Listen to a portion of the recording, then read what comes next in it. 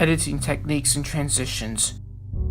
In the following presentation, I am looking at the different techniques and transitions that have been used by filmmakers over the years, and how they have been updated as technology has evolved in the area of film editing.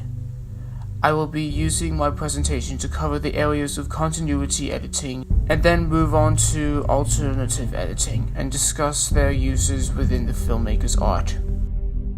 Part 1. Continuity editing.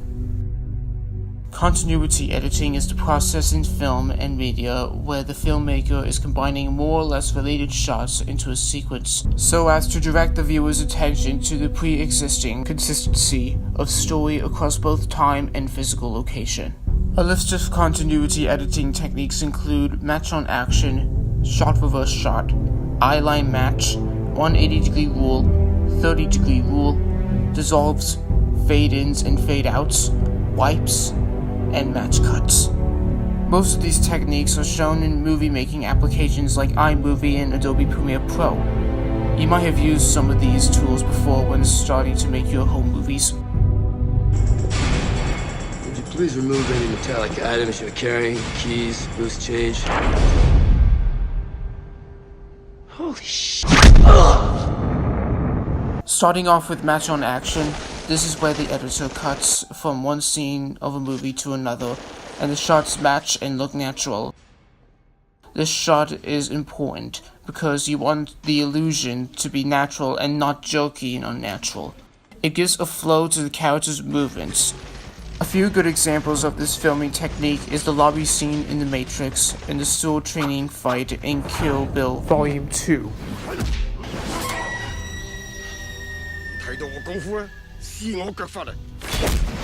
Next is shot reverse shot, which is the classic style of editing between two people or an object. The movie Spider-Man shows us a scene where Willem Dafoe's character Norman Osborn is being haunted by his reflection, who turns out to be the Green Goblin. Your little accident in the laboratory. Performance enhancers. Bingo. Me. Your greatest creation. Eyeline Match is another example of continuity editing, and this means that the gaze of the character in one shot has to line up with the person or thing they're looking at in the next shot. Take for example Back to the Future, where Marty McFly is looking at the back of Dr. Brown's truck and yet reveals the time machine coming out back, and the time machine is the object the audience was focusing on. This is a big one, the one I've been waiting for all my life! The next technique in continuity editing is the dissolves.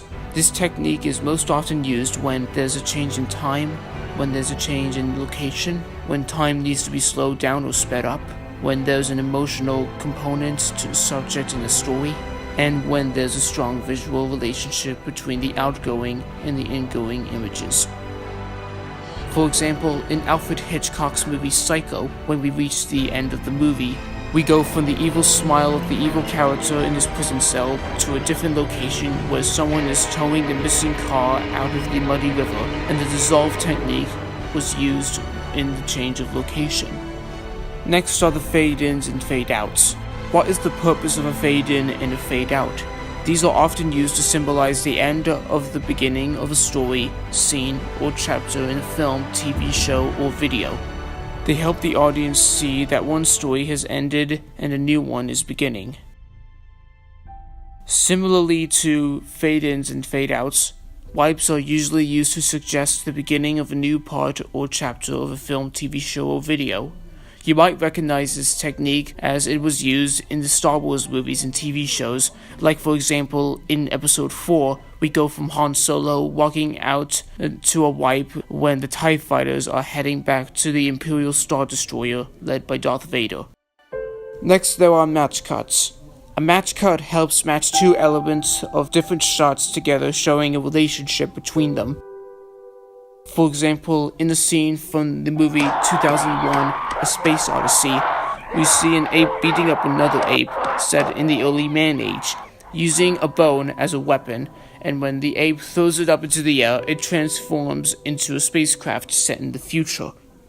The match of the shot shows how man using early tools will eventually go into space to explore the future. On the other side, the bone can be used as a weapon to kill, and this also shows the violent side of the future where mankind may destroy each other. It is recognized that you have a funny sense of fun. And in a scene from Lawrence of Arabia, we see Lawrence lighting a match and letting it burn into his finger. From this, the match cut goes to the burning heat of the sun in the desert. The meaning of the match cut is that although the match burning his finger is very painful, he doesn't mind that it hurts. This is also true of the burning sun of the desert and how he manages to survive in it. There are two rules regarding angles when making a film focusing on the characters.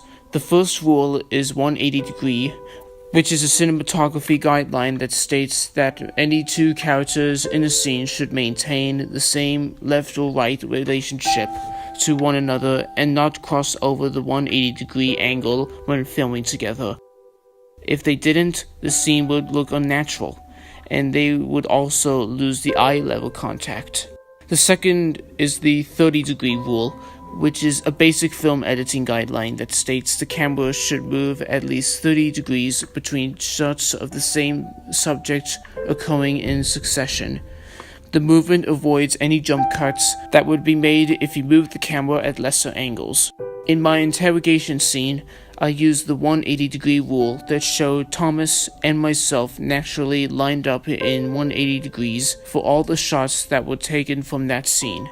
Next time we'll learn about the techniques and transitions in alternative editing.